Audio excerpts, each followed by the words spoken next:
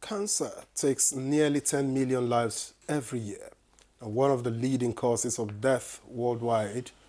Breast, lung, colon, and prostate cancers are the most common. And in many low and middle income countries, infections like HPV and hepatitis play a big role, accounting for about 30% of cases. Early detection can make a huge difference, but access to screening and treatment remains a challenge.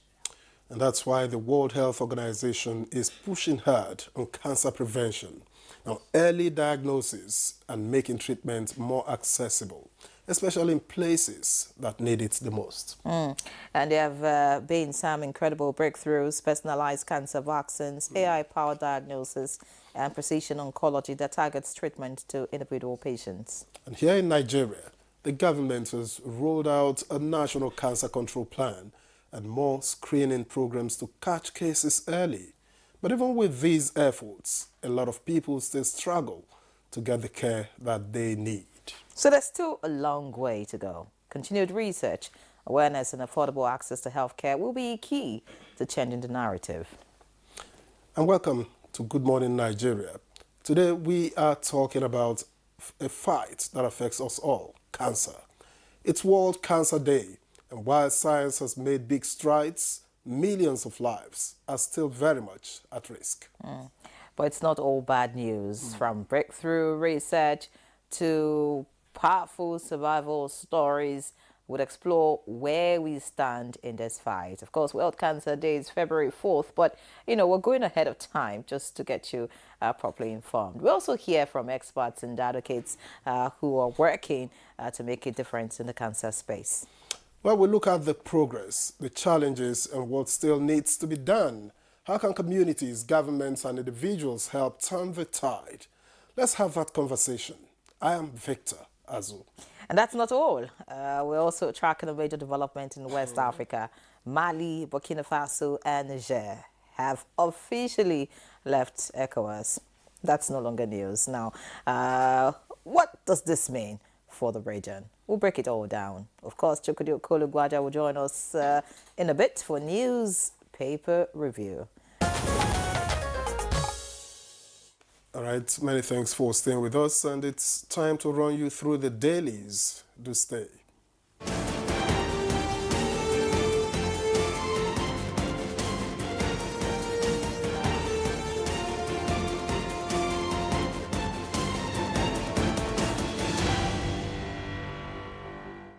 All right, it's an honor to introduce again Chukwudi Okolo.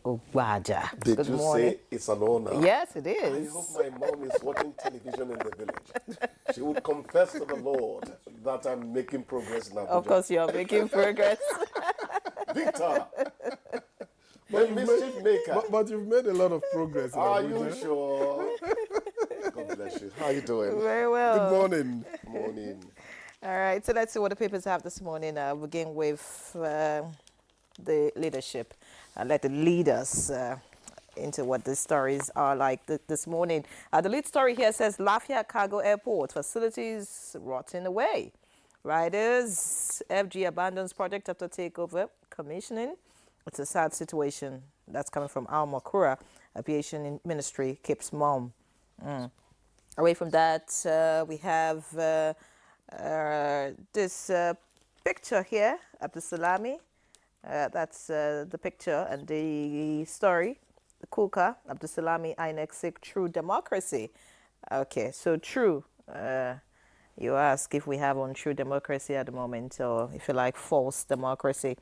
All right, and away from that, we have I had no clue about this award. Okay, well, that's coming from some of those who got awards over the weekend. Looks like the leadership is dry this morning, but just beside the masthead, we have VC appointment. Junior Abuja professors plan fresh talks with minister. That's on page 27. Looks like the drama as regards the BC of Uni Abuja hasn't ended. But let's move away now from the leadership and see what the blueprint is offering this morning. The blueprint leads with, despite our challenges, no substitute for civil rule. That's coming from Abdul Salami. The writer says 100 years enough to evolve formidable democratic pillars. We sorely need to rid ourselves of mutual suspicion, coming from AIM and IPAC-INEC collaboration yielding results, according to Yakubu. Away from that, we have on Business News, Cardoso, our reforms yielding significant results. That's on page 19. All right, above the masthead, banks comply with court ruling, lifting exporte Mareva over order against DHL. You want to find out what that's about? That's on page 6. Happens to be on other papers this morning.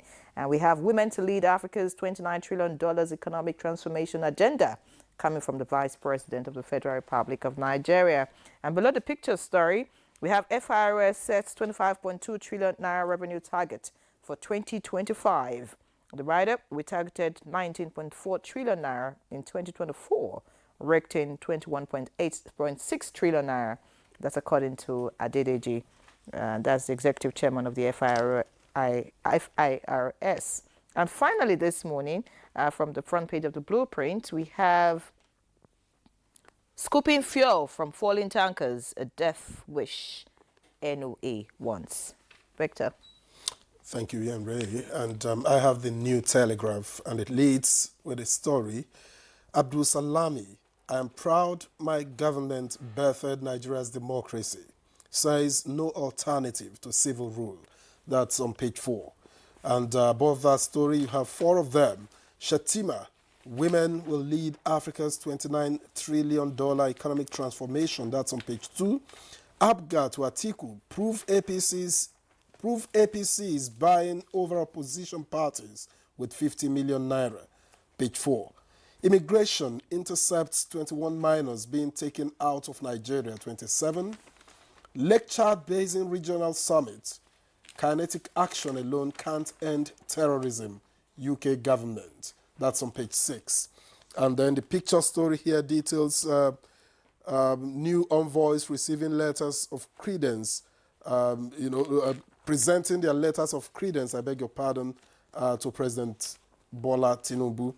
And just beside that story, you have Tanzania Summit, FGI's $23.2 billion investment to mobilize $15.5 billion private funding. That's on page 2. And finally, FG fulfills pledge, donates 30 million naira to late flag designer's family. That's on page 6. Alleged kidnap kingpin Evans seeks mercy. Pledges to dissuade youths from crime. That's on page 31. No survivor after plane chopper collide over Washington, D.C. That one is on page 4. And at the very bottom of the front page of the New Telegraph, speakership crisis. DSS releases 2 Lagos lawmakers after interrogation. Obasa's removal constitutional, lawmakers insist, as group raises the alarm over alleged harassment of legislators. That's on pages 3 and 27. Budget. NCC targets 272.44 billion naira revenue in 2025. You find details on page 22 and 7. And just before I drop this, at the top of the front page of the New Telegraph, tax. No respite as FG sets 25.2 trillion naira target for 2025. You got to take notes. Quickly, the GHL story, that's the General Hydrocarbons Limited story, asset freezing, which the Mariva injunction is actually all about. It's a form of interim or interlocutory injunction which prevents a defendant to an action from dealing with or dissipating its assets so as to frustrate a potential judgment, you know. So the defendants are telling the world now that, look, it has been lifted. And of course, that helps them to do business more seamlessly with other people. No speck of dust or, any blemish at all, as it were. Having said that, scooping fuel from falling tankers is a death wish coming from the National Orientation Agency. Victor, the man who scoops fuel from a fallen tanker or woman is not responding to poor circumstances. It's not poverty induced. It is that the person does not have self-esteem. That's what it ultimately means. You can't tell me that you risk your life to go take something so that your economic circumstance will improve. Yes, the temptation is there. But if you're a great thinker for self, you would know that life ranks above everything else. So let's not excuse it. Abdul Salam is talking, despite our challenges, no substitute for civil rule. As journalists, we have always said that. We only pray that we are listened to. And we also pray further that politicians convince themselves that there is no substitute to civil rule and do everything they can to garnish, to give a good shine to democracy and its pillars. Because sometimes the way politicians run the country, the countries of Africa, it's not just Nigeria, leaves you in doubt as to whether they know that they are holding this thing in trust for the people. But the truth is that a liberal life, I'll never respect any man who forces himself on me. I must be in a position to choose you as a leader. I am that rebellious, or self-asserting. So Abdul Salami has spoken well.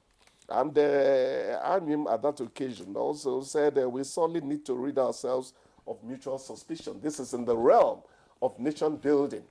I hate it when a section of the country begins to call for something that seems to favor a geopolitical area. That is not good politics for us. If you're going to promote anything for any people, do it because that is what's good for the rest of Nigeria. But when you begin to see tribalists, Africans are still fighting ethnic wars. Go to the DRC, go to Ethiopia, the Ogadam region and all that. We are still fighting our ethnic wars in modern terms. We need to leave that life behind and embrace a life that helps every one of us realize everything. Somebody is lamenting that, I hate that word. Why did it drop from my lips? Somebody is not happy that Lafia Cargo Airport facilities are rotting away. FG reportedly abandons project after takeover commissioning. It's a sad situation. That's coming from Al Makura. Is it that proper feasibility was not done about the airport? Because if you take it over, it means that it is going to be a revenue spinner in a way, beyond the fact that it eases life for those who are going to use it, which is the first consideration. So why is the airport not being used, given its proximity, to Abuja, where a lot of cargo now needs to be, Is it that the nearness, the proximity, the nearness of the Murtala Mohammed International, International, is impinging on the progress of the Lafia Cargo Airport? These are some of the questions you need to ask. Indeed. Yes. And then the NCC, targets 272.44 billion naira revenue in 2025 and is blaming poor revenue for inability to sell 5G spectrum licenses. But subscribers are also lamenting, even though you don't like the word, that 50% tariff hike is excessive. We have established the fact that you're here to cause mischief. So keep on lamenting, Victor. I told you I don't like the word. You're going on and on. Now to the story quickly. NCC is a bastion of services for the people in terms of helping their telecommunications life. It is also a revenue earner, potentially, for government. It depends on how you run it at the end of the day. The median, or the happy middle of it all, is how to balance the statutory duties that will help government earn money and the comfort of the people or the convenience of the people in terms of using the services you supervise. That is where they have to do a lot of work on. So they can target revenue just like FIRS is targeting 25 point something trillion naira. And that's why I asked you to take notes, so that because you know your tax will increase. All right. I'm again. surprised that both of you didn't talk about the lead story on all the papers this morning. And the lead story for me and for many people is the fact that the Vice President has said that women will lead Africa's $29 trillion economic transformation agenda. The story, it's in a bid to advance gender equality and women's economic empowerment. I'm just hoping that this is pushed through, just so that women are empowered and, of course, can bring about the needed change and development that we need in this country. And not just, Victor, stop laughing. Finish I'm now. serious. We don't wait you.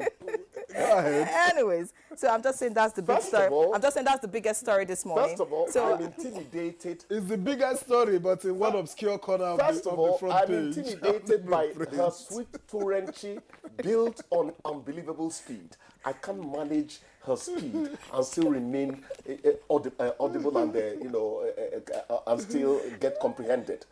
The other aspect is that female activism by you and Claire has not been in doubt here. But at the end of the day, a woman is everything. If you have a home, it's because you have a woman who believes in building a home. And that's a why you man's have muscularity actually delivers action immediately and all that. But the one that toils on and on and on, bears burden, interminable burden, is the woman. So if this is being said, I am not at all doubting it. That's why I say, if you don't respect a woman, I don't respect you. Am I making you happy? Of course, that's why you have... she has started writing jam. That's She why you dropped have the headline Igbo on- name. You have the Igbo name, Nwanyi Buife, right? A woman is everything. Even though anyways, it's making some of us look, okay, are we just useless? We have no value. Well, but it's okay.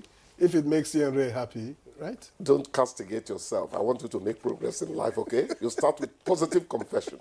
How dare you? The Battle of the Dons rages on at the University of Abuja. I saw the bit you sent me yesterday.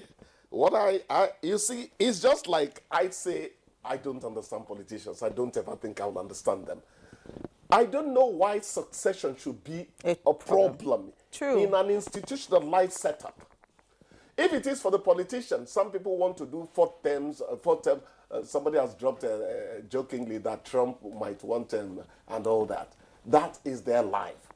But when you institutionalize a process, you find out that filling the blank spaces when they occur is not a huge problem. In other That words, is if human greed is left at the door and doesn't become a part of the field of play. That's the in point. other words, Greed. it is the institution. It is an institutional issue because you want to say that those who are agitated have a case given by what case do they have? What case, my dear? They were talking about experience. They said the appointee has just 2 years post-professorial Professorial experience qualification. and was in place in acting capacity and seized the opportunity. This is what they said.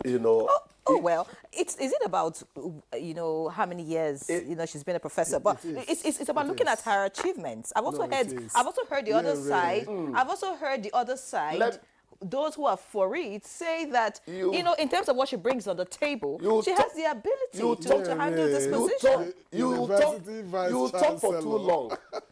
When you get to the top echelon in an organization, qualification is very important. There are rules. But other considerations are very important. Exactly. Yes. It was But not Matu over- Tobi. I but was not complaining over. about not being treated well at one TV station where I worked and all that. When I finished, he was talking to us via Zoom from the US.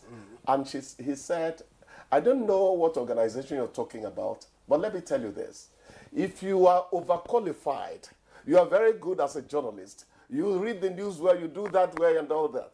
But the organization doubts your loyalty for one bit of a moment. You're not going to get the post. There are other considerations concerning some posts. You're not going to change it. You can't. Other considerations. When you're talking about the top echelon, they look at everything.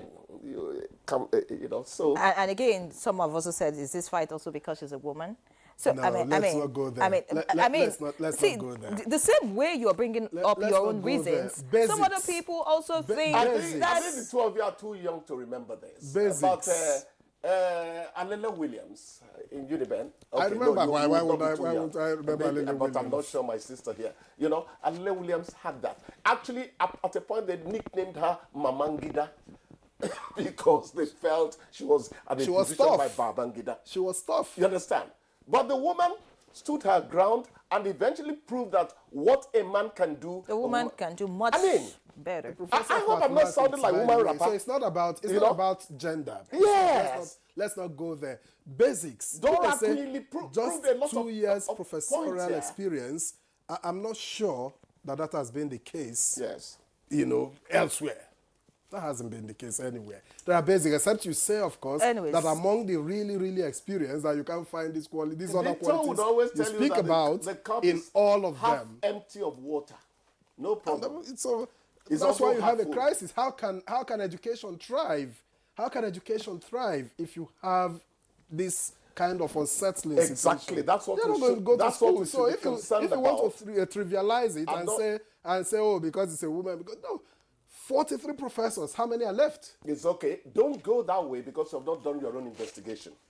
I'm just saying that always what journalists tell you. What we want is stability. Let's forget about what's happening at the University of Abuja. I hear we do not have time, but FIRS seems to be doing a good job.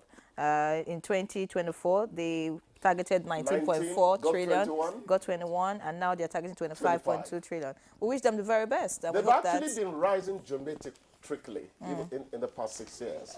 All right. Many thanks, Chukwudi. We do sincerely appreciate you for your time with us again this Friday. Hope to see you next week. Thanks a lot. All right. We're glad you're still there. Now, the exit of Mali, Burkina Faso, and Niger from ECOWAS has sent shockwaves throughout the region. Now, people are asking, what does this mean for security, for the economy, for regional cooperation? Exactly. This is a big move with far-reaching implications. We're talking about 3 countries pulling out of a regional bloc that has shipped West Africa for decades. So what drove this decision? Was it economic pressure, security concerns, or something more? And perhaps, more importantly, what happens next? How will this impact trade, security, and the fight against terrorism in the Sahel? These are critical questions, and to help us break it all down and hopefully give us answers, we're being joined now by Ambassador Abdel Fattah Musa, Commissioner for Political Peace and Stability, ECOWAS. Ambassador, we thank you very much for joining us. Thanks for having me. Now, what do you make of this move, and what does this signal for the future of ECOWAS? Thank you for having me. You remember on the 28th of January last year, when the 3 countries, that's Burkina Faso, Mali, and Niger, decided that they were withdrawing from ECOWAS with immediate effect. Okay, ECOWAS insisted on following its treaties.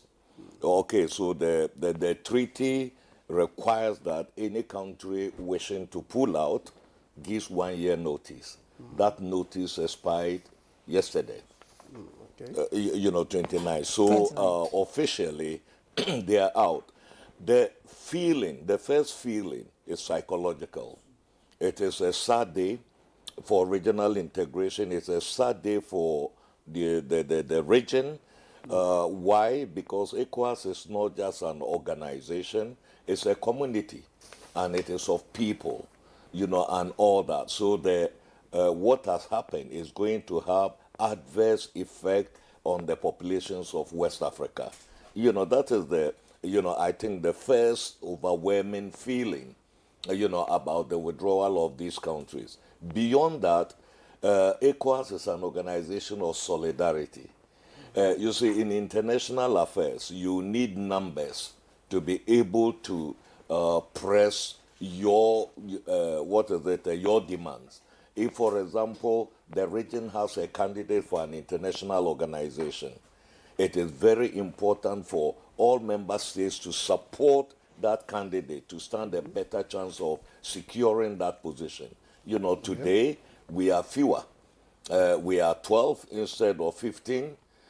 So that impacts the leverage of ECOWAS itself on the international scene. But it's even going to impact more on the 3 countries that have withdrawn from, the region. Third is the problem of insecurity. That has been one of the reasons that the regimes in these 3 countries gave for withdrawing from ECOWAS. The epicenter of terrorism is in the Sahel. And as we have seen recently, there have been attacks in coastal countries, in Benin, in Togo, in Cote d'Ivoire. Ghana is having, cross-border flow of refugees and all that. You need cooperation, cross-border collaboration in order to effectively counter, terrorism. So with this departure, there is the absolute need for arrangements to be made in such a way that the 2 parts of the original ECOWAS collaborate in order to confront, this existential threat, facing the entire region. So that is a major issue. You talked about trade. That is ECOWAS enacted the free movement of people, the right of residence, and establishment in, the member states of, ECOWAS. That is in jeopardy. The populations of these regions, of these 3 countries, are in a panic mode, right now. How will their movement and settlement? We've got over 10 million of the population from these people from these countries residing in neighboring countries, in particular in Cote d'Ivoire, in Ghana, in Nigeria, from Niger, and then others. What is their fate?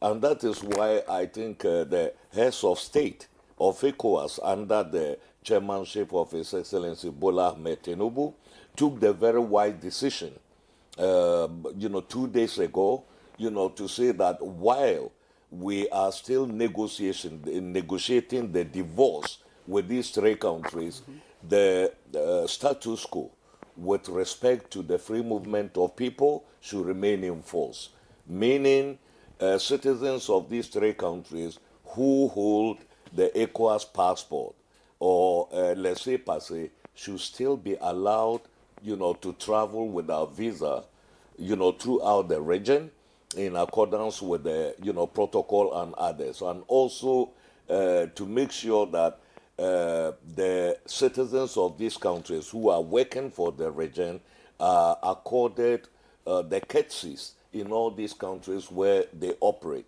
So these are some of the measures that have been, taken in order to cushion, the shock and the immediate effect of the withdrawal of these 3 member states from the ECOWAS. All right, many thanks, Ambassador. You say the members of these 3 countries are in panic mode as regards trade and, economic activities. But let's talk about security. Who really is in panic mode?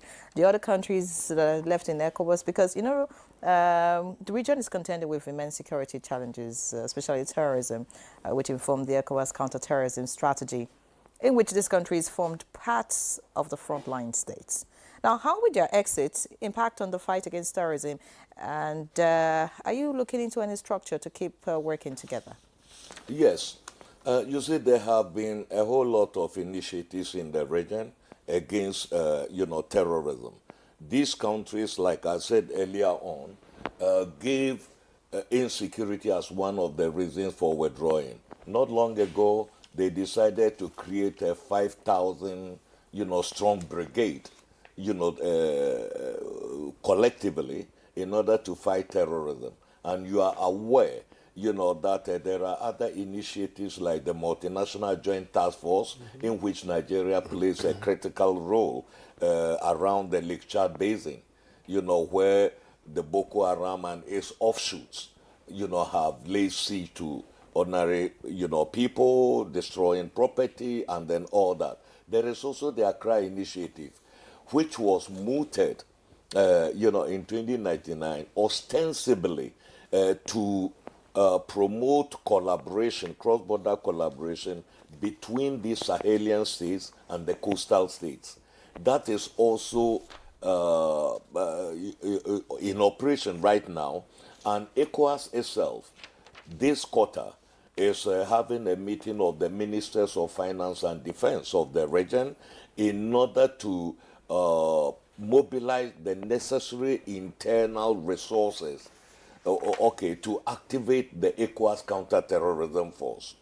So, which means counter-terrorism is a central goal of all the parts.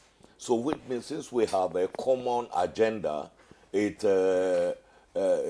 sort of holds well for collaboration, even with the political differences that we have, because terrorism knows no boundaries, and this is what we are looking forward to, that we shall continue collaboration as far as counter-terrorism is concerned, because the coastal countries who remain in ECOWAS are not going to sit down, arms folded, while terrorism crosses the border, the Sahelian borders, into the coastal states. So definitely, like the Accra Initiative, the MNJTF and others would continue to fight to contain them.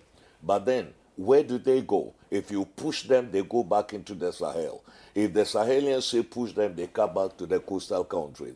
So the most important thing is to hem them in a pincer, where our brothers and sisters from the three countries and also the forces of the coastal countries actually collaborate in order to eliminate this threat.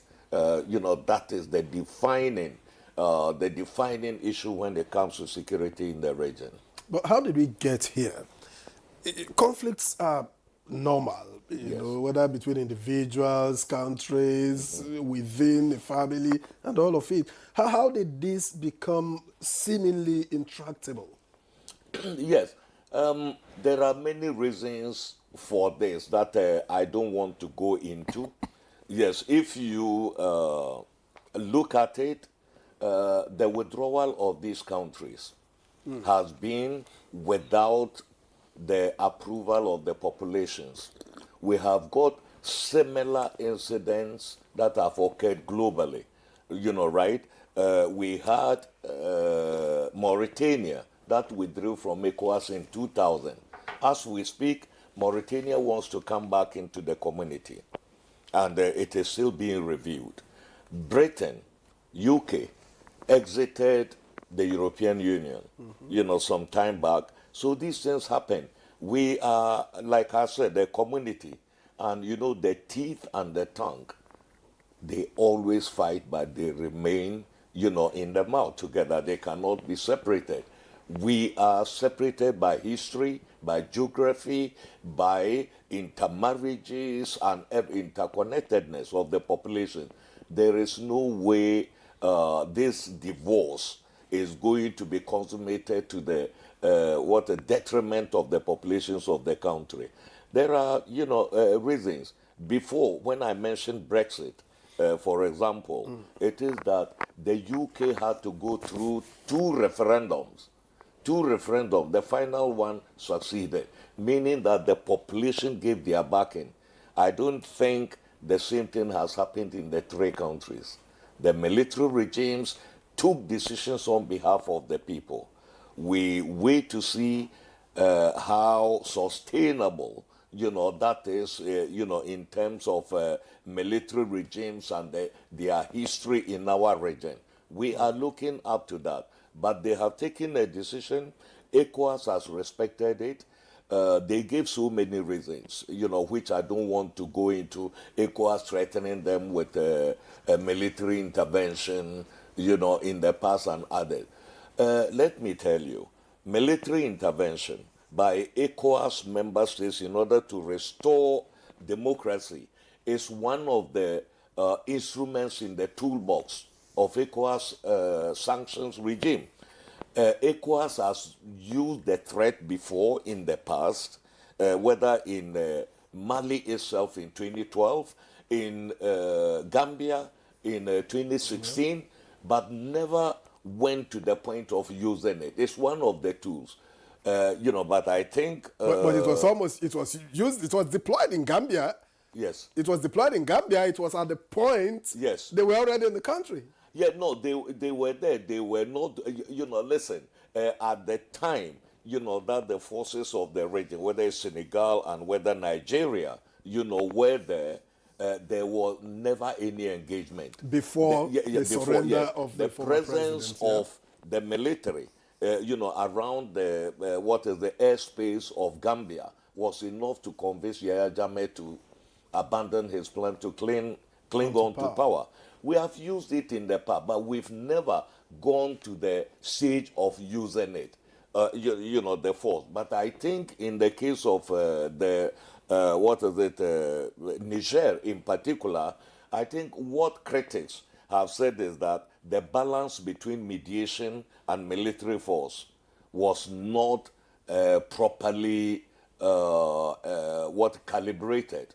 In that you needed to pursue diplomacy, to the point where it is impossible before using the threat of force. Well, the merit of that will be for historians to judge. Okay. Yes, in the country. But this is what is happening. ECOWAS threatened the use of force but never used it. But the issue is, was it enough for these three countries to say that they are withdrawing from ECOWAS? ECOWAS never used any threat against Mali. ECOWAS never even imposed sanctions on Burkina Faso. There were no sanctions on Burkina Faso. So the thing is, it was Niger. And then they came together, and the commonality between them is that they are all military regimes, and it is only ECOWAS among all international organizations that can pressure military regimes to hand over power. And there were already transitions in progress in Mali, in Burkina Faso, but the situation in Niger offered them a very, an excuse, in order for the military, to stay on. What's the implication of the launch of new passports, for this, group of countries? What does it mean? It means nothing. For ECOWAS, this is symbolic. It is just about, trying to assert sovereignty. We are broken away. We are not going to use passports with ECOWAS insignia. But let's go to the bottom of the matter. If one of the reasons that has been given is that ECOWAS is being teleguided by foreign forces, including France, as has been said before, is it the adoption of new passports or withdrawal from the franc CFA, which is going to be more consequential, because the money that is being used, the currency being used in this country, is being controlled by the treasury in France. And that is at the heart of the economy of every nation. Okay, so if you are accusing ECOWAS of being teleguided by, France and the major countries in ECOWAS, Nigeria, Ghana, and a number of other countries, 5 others or 6, do not use the franc CFA. So it's ironic, to think, that way. If you want to withdraw, I think it is the structures that France has either facilitated or created for you. So that is the situation, within it. But I don't think this is the time to go, to try to split hairs. Okay, the situation has occurred. Now, we are looking forward. What do we do? with this reality that has dawned on us. And I think that is the critical, juncture, and not to do a post-mortem of what has happened. What happened? You just say that the teeth and the tongue, they fight, but they remain one. A lot of people have looked at this situation and they're wondering if ECOWAS would still remain. That's because Togo, for example, Yes. Reportedly is considering joining these three countries. Ghana, which you said is a strong force in the ECOWAS, has sent a special envoy to the AES. What does this mean for ECOWAS? For us, it is part and parcel of the diplomatic efforts and also the ramifications of this withdrawal. Those are some of the ramifications that we've seen. Let's say Togo, in particular President General Iyadema and General Gowon, they were the two pillars for the creation of ECOWAS, right? So we've heard about an interview given by Robert Dussey, the foreign minister of Togo. He was saying that there is the possibility of Togo joining. We don't think Togo, as a very important member of ECOWAS, will ever go to that extent. Regarding Ghana, don't forget, just about 2 Fridays ago, the newly elected president of Ghana, John Dramani Mahama, was in Dakar to meet with the president of Senegal, Diomaye Faye. Diomaye Faye is the official mediator alongside President Faure Gnassingbé of Togo in terms of negotiations with these two countries.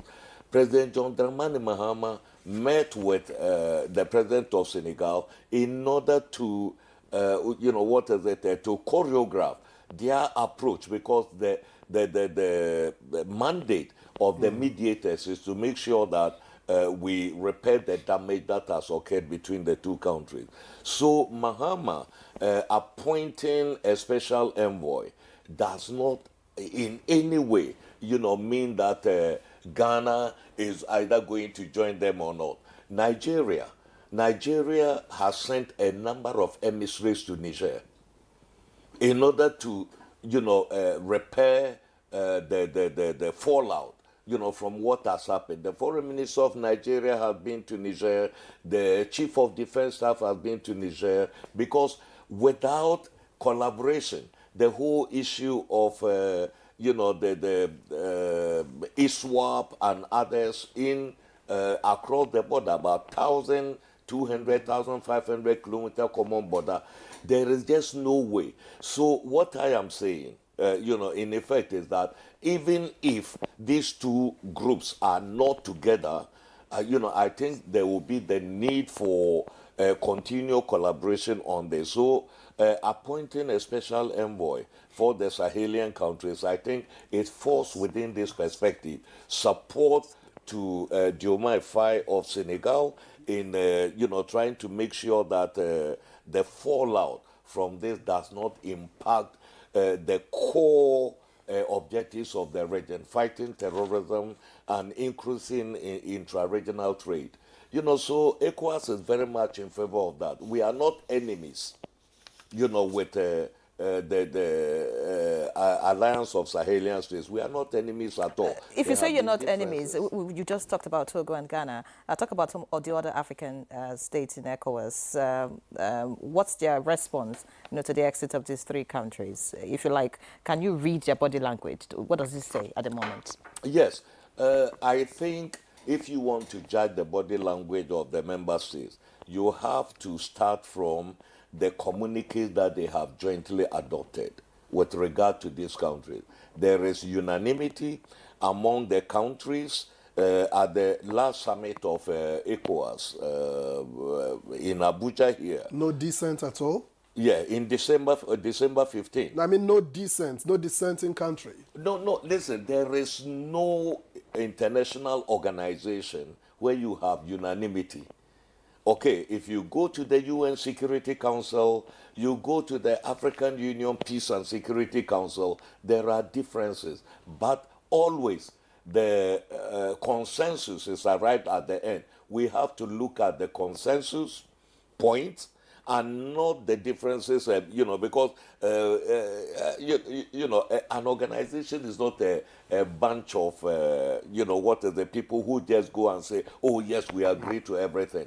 People will have differences, but our feeling, is that there is unanimity among the ECOWAS heads of state with regard to the very key element that to accept the withdrawal of the countries, to continue dealing with them, and that is why ECOWAS gave the 6-month grace period, okay, for these countries, for the mediation to continue within this 6 months. And if we succeed in getting them to change their mind, they come back to the community without any conditions.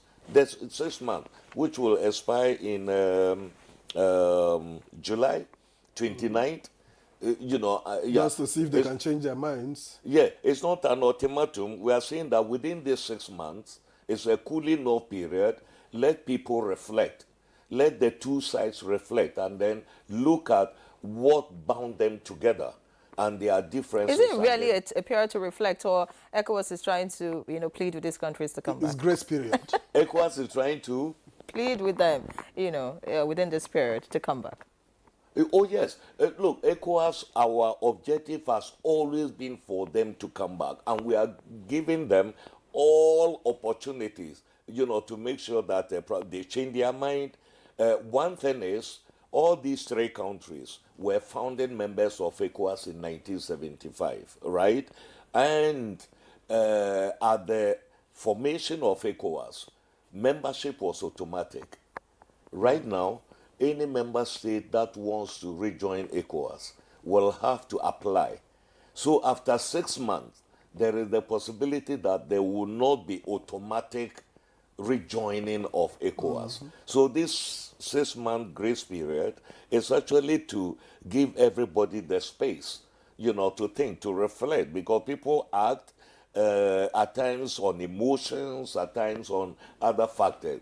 Now, this cooling off period, let both sides sit through it and then see, let our, people, the populations of the region, and ECOWAS itself is embarking on a strategic review of the regional integration project throughout, because this year is the 50th anniversary of ECOWAS. Ambassador, I remember the last time you were here. Yes. That was when this grace period was given to this January for these 30 countries to rejoin ECOWAS. Yes. I remember you were here and you said confidently that you do not see the 3 countries exiting ECOWAS. Now, this has happened. In the next 6 months, there's, because there's a clear possibility that they are not likely to rejoin ECOWAS.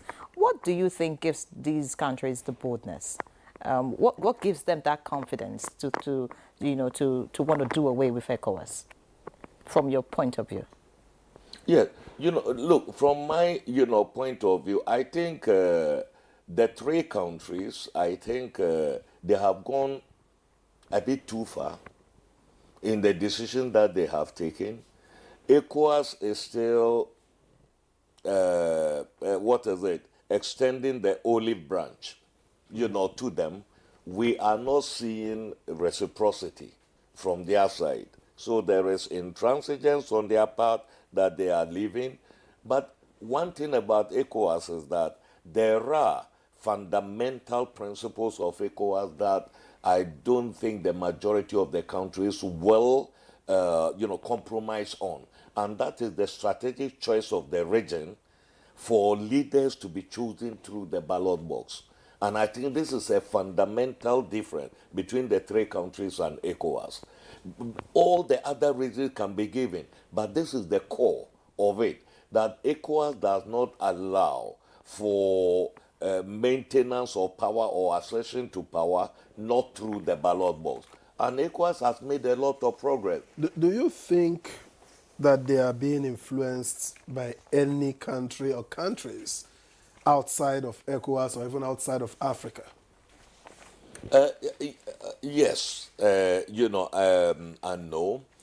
The success of ECOWAS in bringing countries back to the democratic dispensation in the region in the past has been facilitated by multilateralism. From about 1990 up till about 2011, 2012, that was when Gaddafi was removed, there was unanimity in the world. If a country decides to leave ECOWAS and ECOWAS say, like they stage a coup, and ECOWAS want them to come back, at the time, Russia, for example, was still trying to find its feet in the international arena. China was also trying to, build its might at the time. There was unipolar world led by the U.S. with multilateralism. So there was unanimity. If a coup occurred, no coup plotter would get support from anywhere.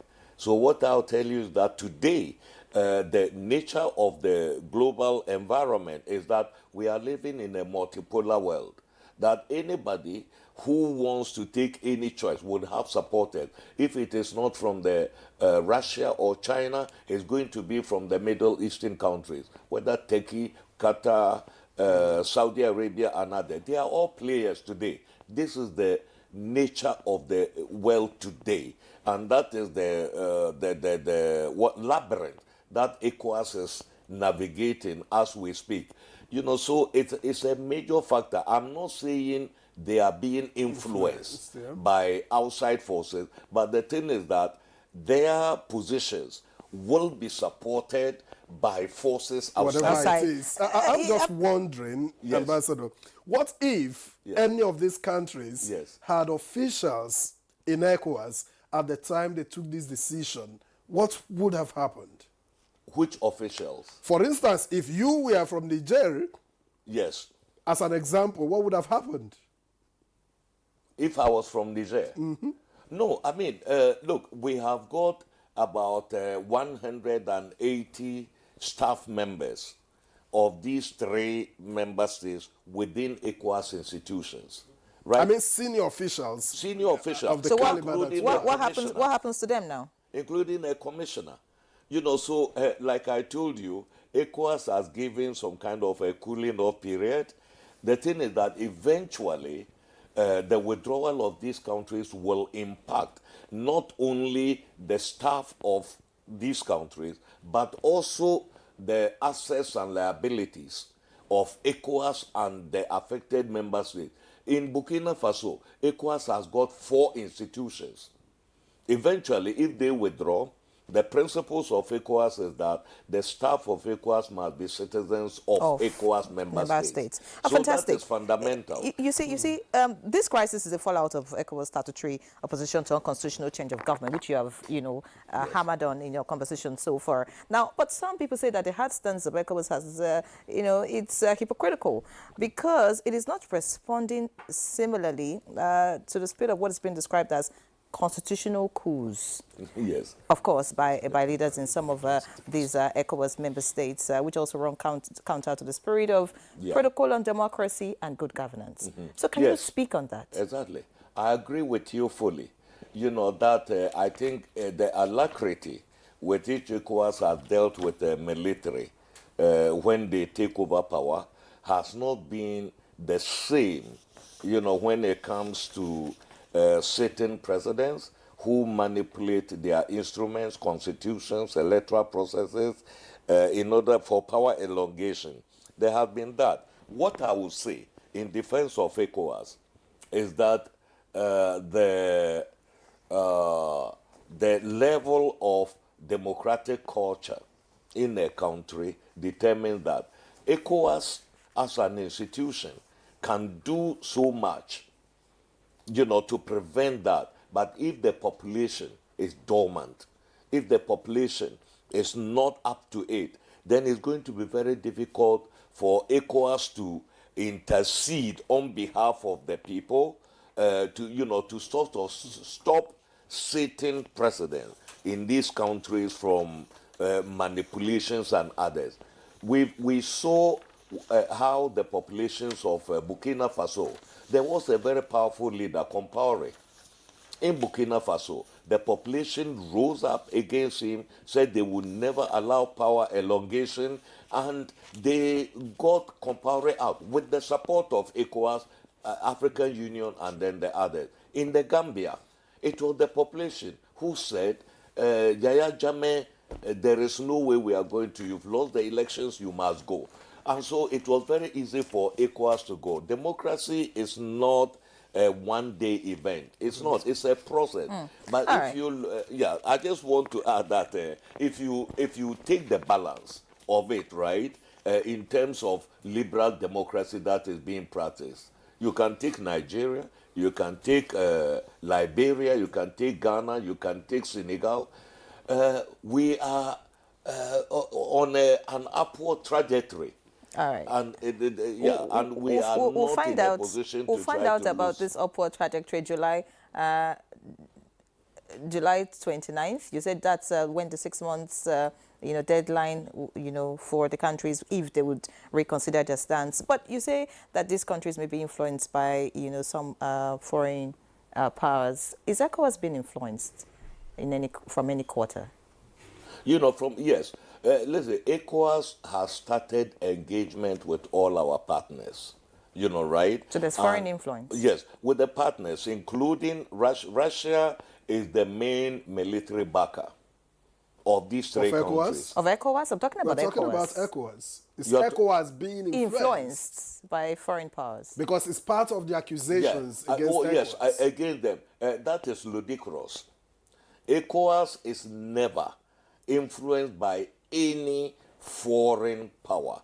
The problem here that we have is that we have similar values with some of the foreign powers. EU, democracy is at the core of the EU. For example, the US will not tolerate the unconstitutional changes of government. So naturally, we have equal values.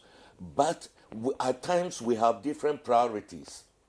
Okay, and that is the situation. We have, priority for ECOWAS region, migration is not our core. It is about our young people who constitute about 60% of the population or more. How do we integrate them, productively into it? Right. So we may have what are similar values, and that does not mean that we are being controlled by these countries. ECOWAS has stood up, and I have been a part of negotiations with the European Union in Brussels and other places where ECOWAS has stood its ground, opposed positions of the European Union on critical global matters. So for somebody to say ECOWAS is being influenced by external power, and particularly they mention France. It is France that controls ECOWAS. That's ludicrous.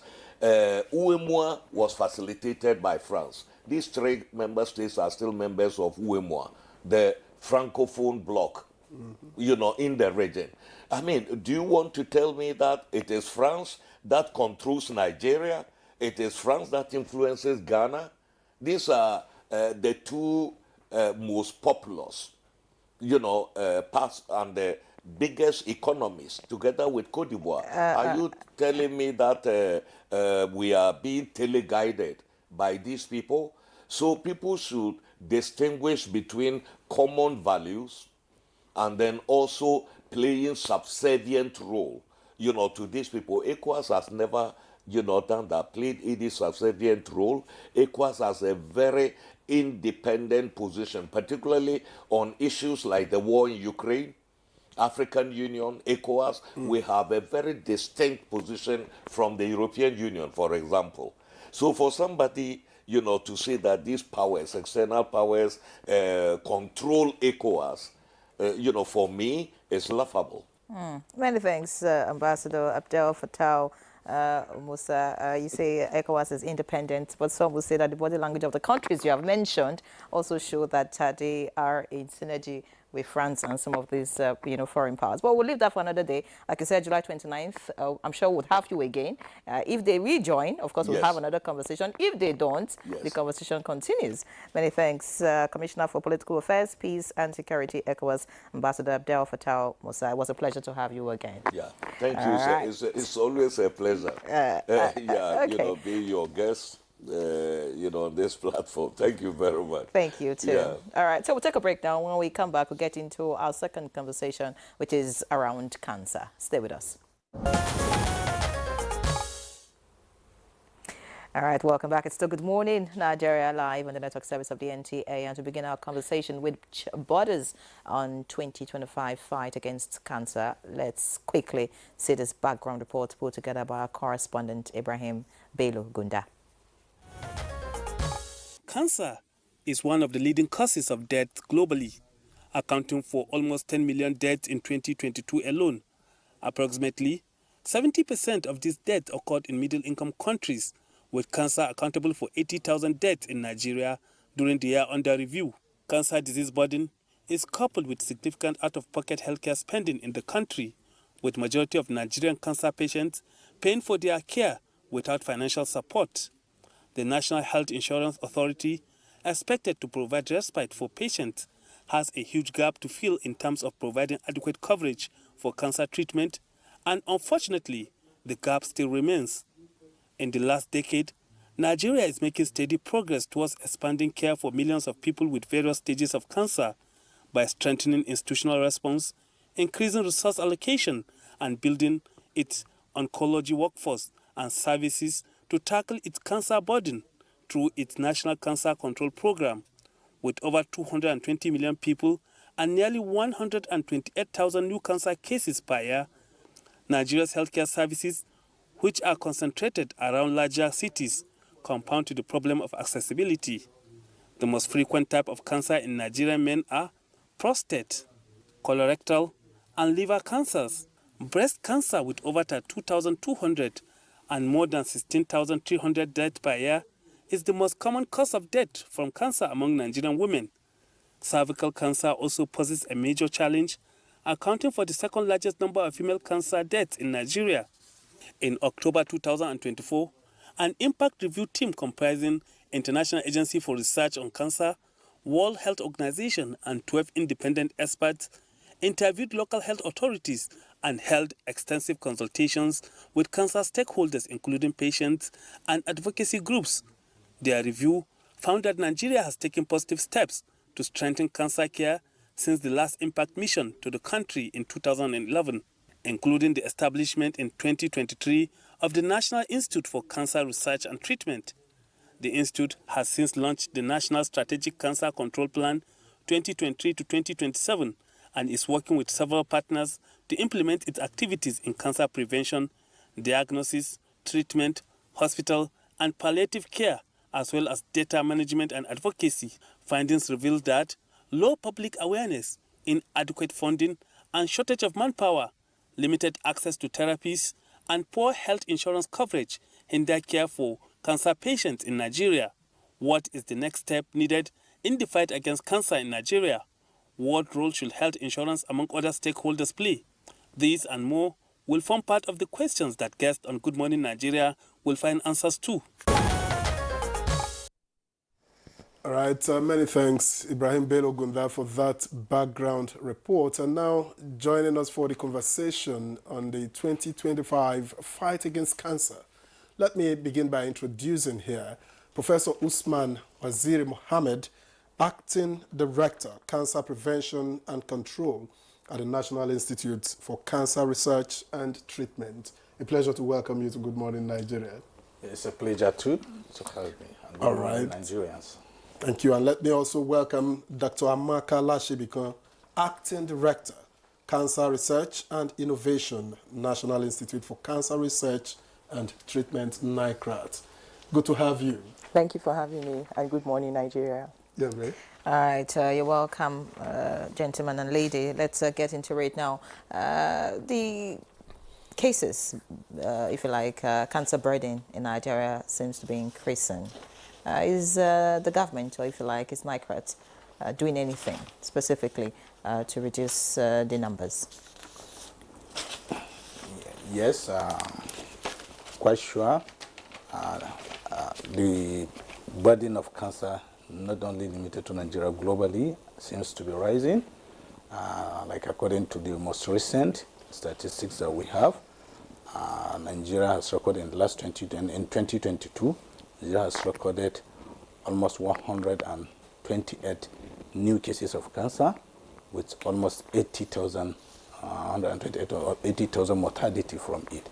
And as highlighted in the background, the commonest cancers seen in Nigeria are basically the breast cancer, cervical cancer, prostate cancer, colorectal cancer, and non-Hodgkin's lymphoma. Also, liver cancer contributes significantly to that burden.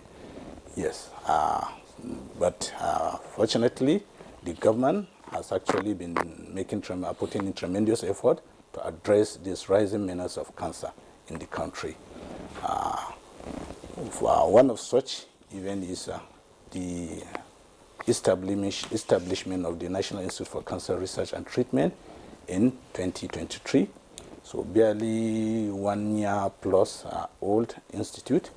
And since the coming of the institute and looking at the burden, the rising burden of the disease, we have put in place strategic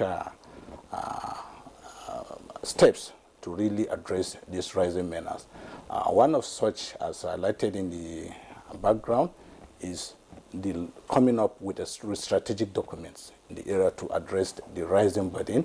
And in terms of National Strategic Cancer Control Plan, the National Strategic Plan for the Control of the Cervical Cancer. Why the cervical cancer? Because cervical cancer, as mentioned earlier, accounted for the second most common burden of cancer in Nigeria, and leading to high mortality among the affected women. And secondly, unfortunately, this same cancer is preventable, can be detected early at a precancerous stage, and can be treated. So along with that, then we set up a research agenda also for the country. And so far, so good, with the support we are getting from the parent ministry, the Federal Ministry of Health and Social Affairs, and the government of President Bola Ahmed Tinubu, we are able to set up strategies that are already presently in the area of prevention. The government is working to ensure that access to preventive services, as the saying always goes, the prevention is not only better and cheaper. So we are focusing mostly on prevention, because when we are able to pick, we realize that looking at the burden of cancer in Nigeria, the two major hurdles are late presentation of most of these cancers due to late detection, as well as limited access to care because of cost. Thank you, Dr. Mohammed. In fact, that will lead me to my question to Dr. Lashe, because you see, we are talking a lot about prevention, yes. But why does it still seem like once you are said to have cancer, it's almost a death sentence? Of course, he's talked about, late presentation. How can we also begin to detect early enough? You can prevent for all you want to, you can prevent all you want, but some will still go through. And so how do you detect early enough to ensure that people can present early and can be tackled early? Because there lies, the reduction in the burden that cancer has become. Yeah, I think that's a really good question. And I think that even as we think about early detection as an entirety or a means to an end, we also need to think about what happens after the patient is detected early. Because one of the activities we're trying to do, like he said, is to really go down into the community level to try to create a lot of awareness and get people to start talking about it, to understand that it doesn't really have to lead to death, that it is not a death sentence. There's a lot of stigma that's associated with cancer. So part of the rural community engagement is to increase awareness and also to destigmatize cancer. But then once a patient is detected early, what happens next? We have to think about it in its entirety. The whole health system needs to be brought into sharp focus. So which is what NIGRAT is doing. We're not cherry picking, but we're looking at it in a holistic manner. Because after early detection, where do the patients go? What happens to them? Is treatment effective and safe treatment? Is it available? Post-treatment, what happens? So But is it? You haven't told I me. will answer that. So as the reporter said, one of the two problems we have in the country is around access and affordability. So the access is, NICRAT is working through different partners and of course with the Ministry of Health to improve access to most Nigerians. Right now we have 6 centers of excellence. We want to increase that number to 12 across the country. So we're talking about geographic access here, increasing where people can go to when they have these problems. Then we're talking about affordability. Cancer care everywhere in the world is expensive. And there comes the National Cancer Health Fund, which is a scheme that had been piloted in the last 3 years, thereabouts, where indigent patients actually go to these designated hospitals and access their care free of charge for the top 3 priority cancers in Nigeria, which is breast cancer, cervical cancer, and prostate cancer. So a little something for affordability is not much, and I know NICRAT and the Ministry of Health has also said that we're going to expand the number of centers that are participating in this and also increase the number of cancers that the federal government will cover and also increase the budget allocated to fund this cancer. So aside from funding and increasing the numbers, capacity development, you need a skilled workforce to be able to deliver good quality care to the cancer patients. NICRAT last year ran a couple of capacity development workshops for different cadre of healthcare within the healthcare sector. So we had the nurses that were trained, the oncologists that were trained, the surgeons that were trained, and we're looking at pediatric cancers have also been neglected, but we're also trying to prioritize that as well. So the medical physicists, the therapy radiographers, so everybody really within that ecosystem that has a strong role to play in improving outcomes in cancer care. Is it just skilled workforce that is required, to fight cancer in this country? What about infrastructure? If you have the skilled workforce and there's nothing to work with, how do you deal with it? Which is why I said at the beginning that we're increasing, the federal government is increasing the number of oncology centers of excellence from 6 to 12. And I agree with you, it's not enough, but it's a start. How are you dealing with mass exodus of professionals out of the country, of course, seeking greener pastures? Or is are cancer professionals not affected? Well, this is really a very good question, right at the right time. I'm quite sure the issue of massive Japa syndrome, as court is generally referred to, is really a serious issue, not only limited to cancer care, but generally to the general healthcare system in the country. But I think, notwithstanding, government is really making a lot of efforts through the Federal Ministry of Health to ensure retention as well as we increase the number of workforce that are being produced for that. And at the level of the institute also, we are not unaware of that, and in collaboration with the Federal Ministry of Health also. As she rightly said earlier, we are building, we are having a robust plan for capacity building, and not just for capacity building, to ensure that these professionals are really appropriately incentivized and to retain them and then create an enabling environment. One of such example, one of the example of such effort by federal government is, you can see at the Lagos University Teaching Hospital, NSIA. Public-private partnership in the area of cancer care is really doing a lot in addressing that, and it's one of the strategies the federal government is employing. If you go to Lagos Cancer Center right now, because of the deployment or the use of a public-private initiative, you hardly see any oncologist or any specialist in the area of cancer care that has left the country. And this is because enabling environment, we're able to create enabling environment, as well as incentivized significantly, and they have everything at their disposal. So the same thing now is being replicated in Sokoto Cancer Center, and it's really functioning well. So this is a very good strategy the government is using to ensure that we retain and retrain cancer specialists to really address this rising menace of cancer in the country. All right, many thanks, Dr. Mohammed. Dr. Lashibiko, you are in charge of cancer research and innovation.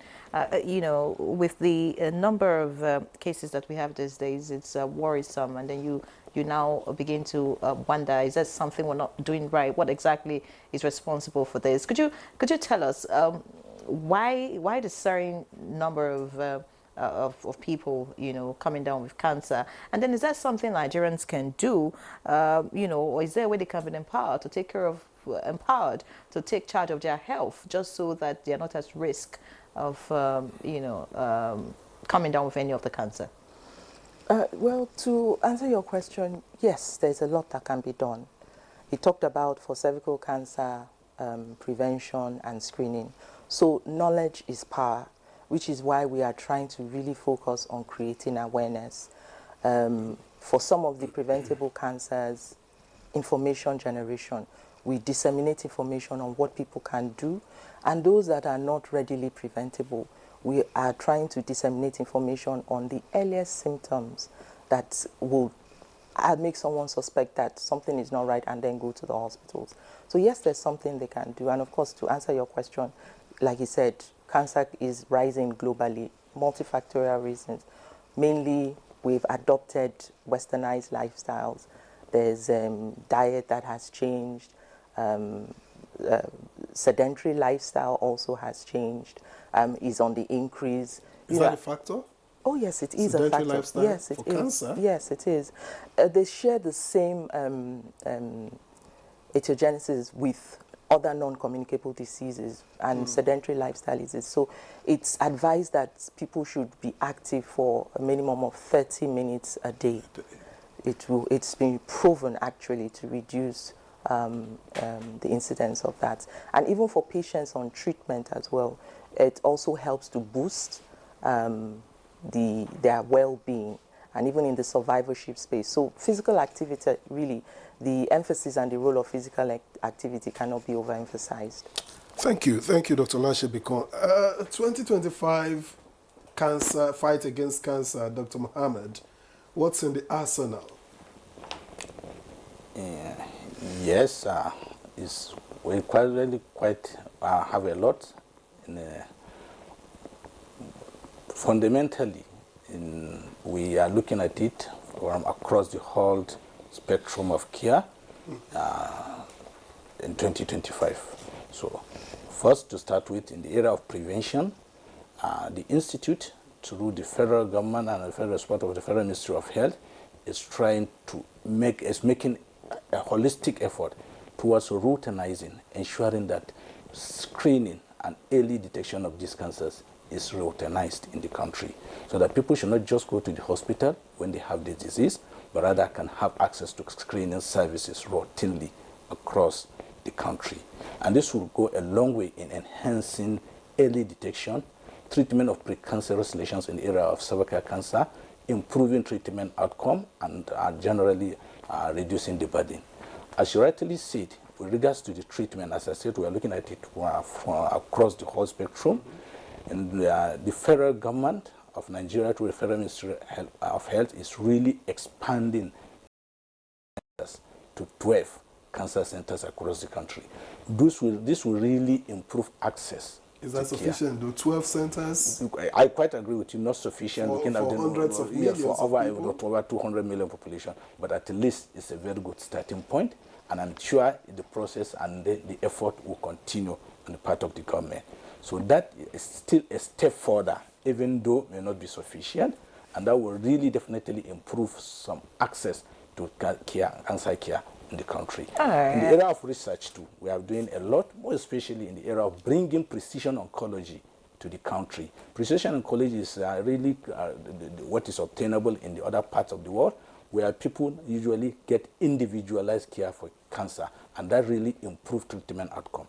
And right now, we are already piloting researches in the area of cancer genomics to really improve targeted therapy and precision care in Nigeria. All right, many thanks, Dr. Mohammed, Dr. Lashibiko. You know, all of this that NICRAT is doing, we may not really hit the target if some myths and some conspiracy theories around cancer, you know, are not shattered, or if you like, properly explained and all of that. You talked about, I think, is it cervical cancer? There's a vaccine, I think, and you know, there's this theory that it's to cause infertility and all of that. And then when someone you know, is diagnosed of having cancer, of course, in some climes, they tell you it's your village people. I mean, go take one herb and it will go away and all of that. So how do we? This is 2025. How do we, you know, work around all of this just so that we can reduce the numbers? So, like you rightly said, most of this information was generated from outside of the country. So which is why the Institute has set a strong emphasis on locally generated data, cancer research. So part of the things we are trying to do is already we have, through the SINCA project, which is strengthening institutional capacity for cancer research, we have identified 14 schools, 14 institutions across the country. And we have started off with the needs assessment to understand what exactly they have within those institutions to support good quality cancer research, both the infrastructure and the human resources as well. And the idea with that is to build a crop of leading institutions, strengthen them and empower them to be able to generate local evidence to support or inform cancer treatment in Nigeria. And I know that once we are able to show the rest of the Nigerian people these locally generated data, the evidence that was born from somebody they know, it becomes easier for them to relate to it. It becomes easier for them to understand that, for instance, with cervical cancer vaccination, the HPV vaccination, it will not cause infertility. So these are the areas that we are looking at and prioritizing, promoting locally generated evidence. Like you said, aside from the strengthening institutional capacity, which is the SINCA project, we are also doing the genomics research, because even in treatment, the treatment outcome is dependent on the person's genetics, the environment, and a host of other factors. We borrow treatment plans from outside of the country. So now we're looking to what is it that Nigerians have? What is it that we are doing that most times we're not getting the same outcomes as has been published outside? We're also looking into our own roots, our own herbs, to see whether we can provide solutions, you know, that are locally available, that also driving down the costs. So research is a strong bedrock if we need to improve cancer indices and the outcomes here in Nigeria. You know, earlier you spoke about early detection being a key to all of this. But you see, some people would wonder if that's possible in Nigeria, where most people, especially in rural areas, have only very few have access to primary healthcare centers. And in these primary healthcare centers, of course, you know, early detection of cancer is not possible. So how is that early detection? How is it a solution to this problem when, I mean, it's only when you get to tertiary health institutions that you can even detect that someone has cancer. So what's the way forward for millions of Nigerians that don't have access to tertiary health facilities? So I wouldn't say it's not possible. Before now, we had not thought it was possible, but it is possible.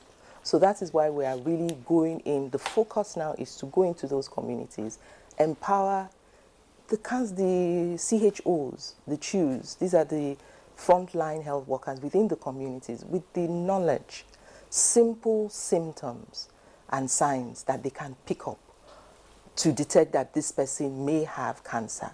And then let those health workers know that if you see A, B, C, D, refer to the next place.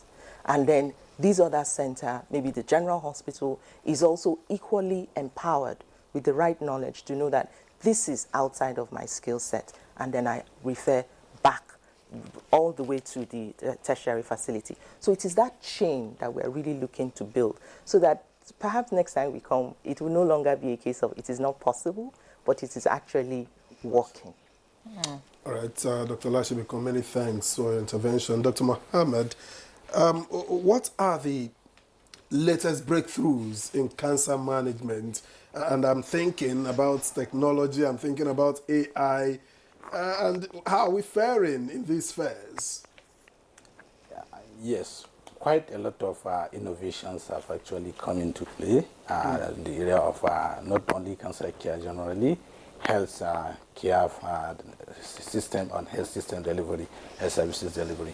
Yes, we are not unaware of that, and we are really working tirelessly to get it incorporated into the Nigerian healthcare system, more especially in the area of cancer care. Currently, most of like in the area of artificial intelligence, this is really an area the Institute is really working, because we can leverage on AI technology to really address the huge manpower gap in the area of cancer care. So, and that is actually what we are right now. We've established a collaboration with a certain institute abroad, covers algorithm to really ensure whatever we do in the area of artificial intelligence generally is data driven and data dependent. So we are working with these international partners to generate data in the area of cancer care in Nigeria, and at the same time to build capacity and human capacity development, more especially in diagnostics. For example, you take for instance diagnosis of cancer. Most often, as you rightly said, are usually limited to the tertiary healthcare facilities, which are really not enough within the country. And as the director researchers have pointed out, so that is one of the areas we are leveraging on. If we can get AI-based technology that can really ensure adequate coverage, so that we can equally deploy technology to even some of these tertiary and secondary healthcare facilities that perhaps may not have enough hands to give them adequate and accurate diagnosis, which AI has actually been proven in through a lot of research to really be able to bridge that gap. Then this is a very strategic team we are deploying in the area of cancer care, not only in treatment as well as in the training and in the screening area also. Making the diagnosis, radiological diagnosis, is one of the very important diagnostic tool and diagnostic strategy in the area of cancer, but especially in lung cancer. We are currently working with international partners to ensure that we developed AI-based technology that can actually be deployed to some of these hospitals. And as you rightly pointed out, at the institute level already in the area of cancer care, we have done mapping of all the cancer care facilities within the country, from the primary down up to the tertiary healthcare facilities. And what we are coming up with to strengthen the cancer care, inclusive of the National Cancer Health Fund that we have gotten the matching order from the federal government to expand. We have developed a system of patient navigation and referral, where we have the hubs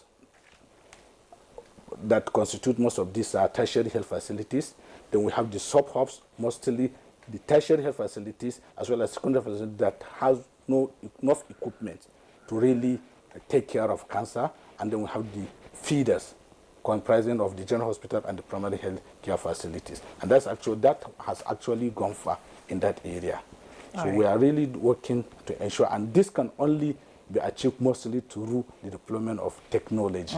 So we are really leveraging on technology in the area of treatment, in the area of diagnosis. Another important area we are really leveraging on technology, more especially digital pathology, telemedicine, is the area of multi-dimensional or multidisciplinary tumor board management. In the area of cancer, cancer is actually requires multidisciplinary approach to management, meaning that you may need an oncologist, a surgeon, a pathologist, a radiologist, a radiotherapist, and host a lot of them, inclusive of community and medical social workers. So it's a bit complex. So it's a bit complex. So which we cannot get full complement of these personalities in one hospital. Do we have the infrastructure, the infrastructure for these technologies that they're talking about? Yes. Do we have the infrastructure in place, or we still have to develop them? It's a work in progress. Most often we believe at the institute, honestly, we believe nothing that we cannot do it should not actually come about. We should be able to do it.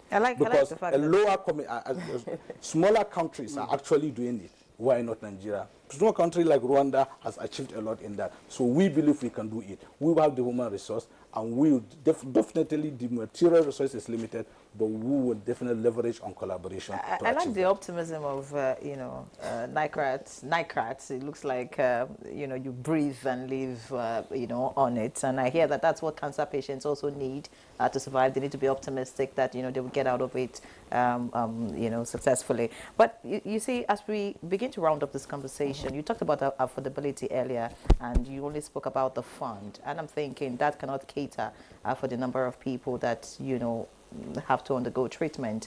In your own view, what are the ways can we deal with that, cost of having to manage cancer away from the fund? All over the world, cancer care should not be managed by individual resources. And this is something that the government has also bought into with the establishment of the pilot projects.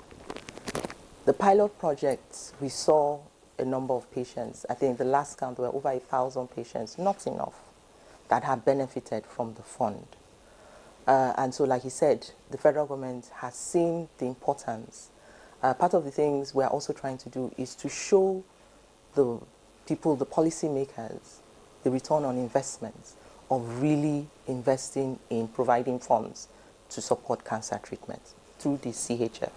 But aside from the CHF, now, okay, let me just talk a little bit about the CHF. So the CHF is not just that you go in, you take the money, and you get access to treatment.